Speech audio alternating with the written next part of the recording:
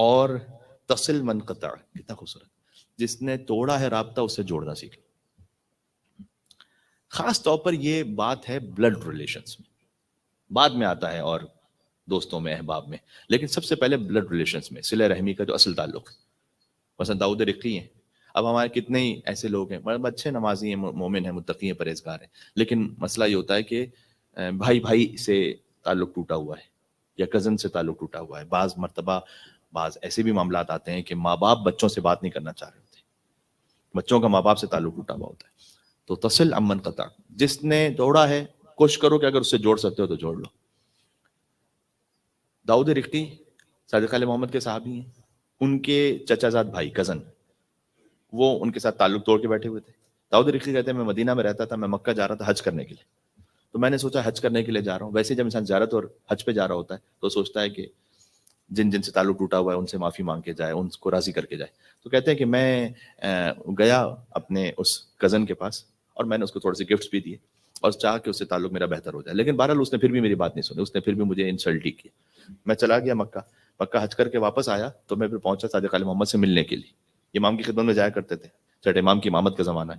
اب امام کے پاس جب پہنچے تو کہتے ہیں کبھی بھی امام نے میرا ایسے استقبال نہیں کیا تھا جیسے اس موقع پہ استقبال کیا امام نے. خاص الخاص ایک مل کے صلوات بھیجیے صادق علیہ محمد امام جعفر صادق علیہ الصلوۃ والسلام، اللہم صل علی محمد و علی محمد. خاص الخاص امام نے استقبال کیا اور امام نے مجھ سے کہا کہ سرنی یا داؤد، سرنی، اے داؤد تم نے ہمارے دل کو خوش کر دیا، تم نے ہمارے دل کو خوش کر دیا.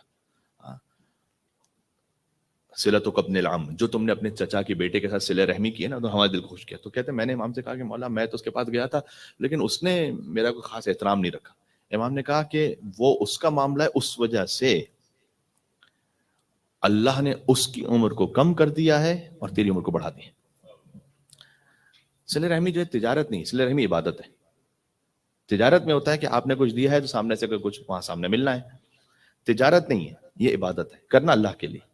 حتیٰ میں آپ سے کہوں یہ تفصیل سے سینسٹیو ایشو ہے لیکن میں اس پہ اشارہ ضرور کروں گا. کئی مرتبہ ایسا ہوتا ہے ہسبینڈ اینڈ وائف جب 20-25 سال گزار چکے ہوتے ہیں تو فرض کیجئے کہ کسی بھی وجہ سے اب آپس میں کوئی ناچاقی ہے، کوئی سیپریشن ہے. کبھی ایسا ہوتا ہے، بہرحال یہ بھی ایک سینسٹیو موضوع ہے کہ ہسبینڈ نے دوسری شادی کر لی ہے، کوئی نکاح موقت کر لیا فرض کی، تو وائف ان کے دل میں خیال آتا ہے کہ میں نے 15 سال 20 سال ان کی اتنی زیادہ خدمت کی، اتنا ان کا احترام رکھا، ان کے سب کچھ کیا اور آخر میں یہ صلہ ملا مجھے.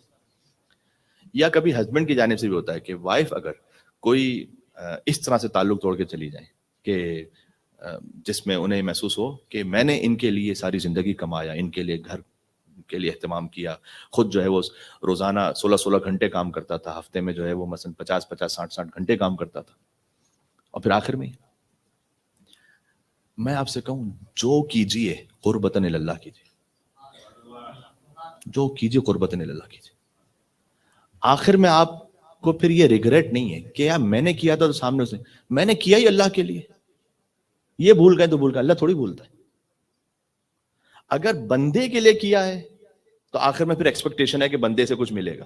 حتیٰ ماں باپ کا اور اولاد کا جو رشتہ ہے، یقیناً اولاد کی ذمہ داری ہے، یقیناً ان پر فرض ہے ماں باپ کا احترام، ماں باپ کے لیے آخر میں ان کے لیے سہارا بننا، یقیناً ان پر فرض ہے. لیکن فرض یہ کہ کوئی اولاد نہیں بنتی تو ماں باپ کے دل میں جو پہلا خیال آتا وہ آتا ہے کہ یار ہم نے پالا تھا کہ بڑھاپے میں ہمارا سہارا بن سکے اور اب یہی کر رہا ہے.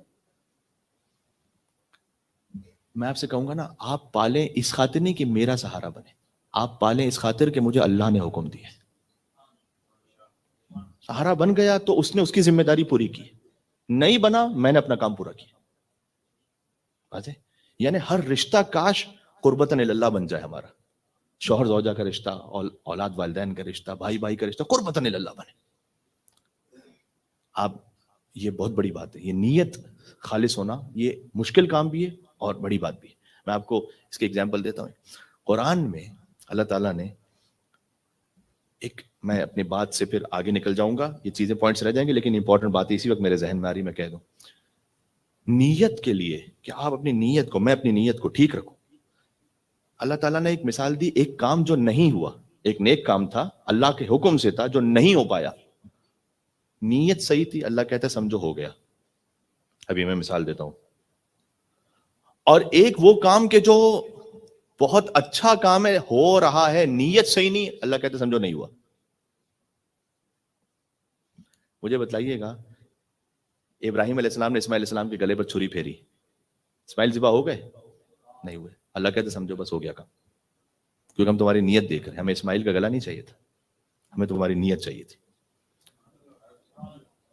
کہ ہمارے کہنے پر اولاد سے بھی گزر جاتے ہو یا نہیں گزرتے؟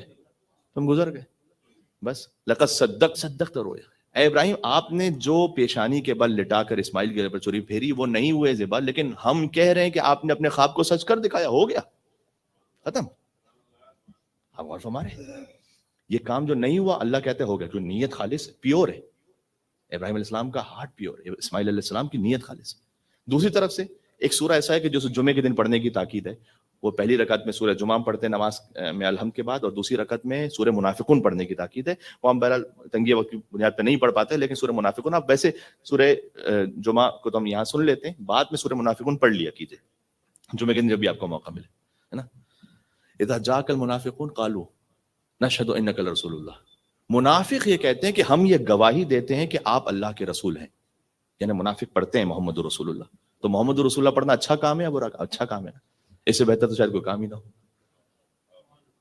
واللہ یعلم واللہ یشہد انک رسول اللہ. اللہ یہ جانتا ہے کہ آپ اس کے رسول ہیں. واللہ یشہد ان المنافقین لکاذبون. لیکن اللہ گواہی دیتا ہے کہ منافق جھوٹ بول رہے ہیں. وہ جو بول رہے ہیں وہ ہے نہیں. ایک کام جو ہو رہا ہے لیکن دل میں نیت نہیں, اللہ کہہ رہا ہے نہیں ہو رہا. بات واضح ہو رہی؟ ایک کام جو نہیں ہو رہا دل میں نیت ہے, اللہ کہہ رہا ہو رہا ہے. اللہ سبحانہ و تعالیٰ نے ایک مقام پر قرآن میں کہا ہوا ہے کہ ان قریب تمہاری کوششیں, ان قریب جو تمہاری ایفرٹس اور کوششیں نا, تم ان کو دیکھو گے قیامت میں. سوف یورا, ان قریب دیکھو گے تم اپنی ایفرٹس کو, کوششوں کو. مجھے ایک بات بتائیے گا, دنیا کا کون سا نظام ایسا ہے کہ جو ایفرٹس کو دیکھتا ہو خالی؟ اللہ تعالیٰ یہ نہیں دیکھتا. کہتے ہیں میں پروردگار میں نے کوشش بہت کی تھی کہ اس سے میرا تعلق صلہ رحم کر لوں, اب نہیں جوڑ سکا. اللہ کہتا ہے بس یہ کوشش قبول ہے. اللہ نتیجے پہ اجر نہیں دیتا, اللہ کوشش پہ اجر دیتا. یہ اللہ میں اور بندے میں فرق ہے. اس لیے کہ بندہ کسی کوشش کو جج کر ہی نہیں سکتا, ایویلیویشن کا کوئی طریقہ ہی نہیں, اس کے پاس علم ہی نہیں. اللہ سبحانہ و تعالیٰ لمحہ بلمحہ میں جانتا ہے. کسی نے آپ سے کہا مجھے, آپ کو لگا, کسی نے کہا بھی نہیں, آپ کو لگا کہ اس کو پانی چاہیے, وہ پانی لے کر آ گیا. جب پانی لے کر جب تک آپ آئے تو آپ نے دیکھا یا کوئی اور پانی دے چکا تھا؟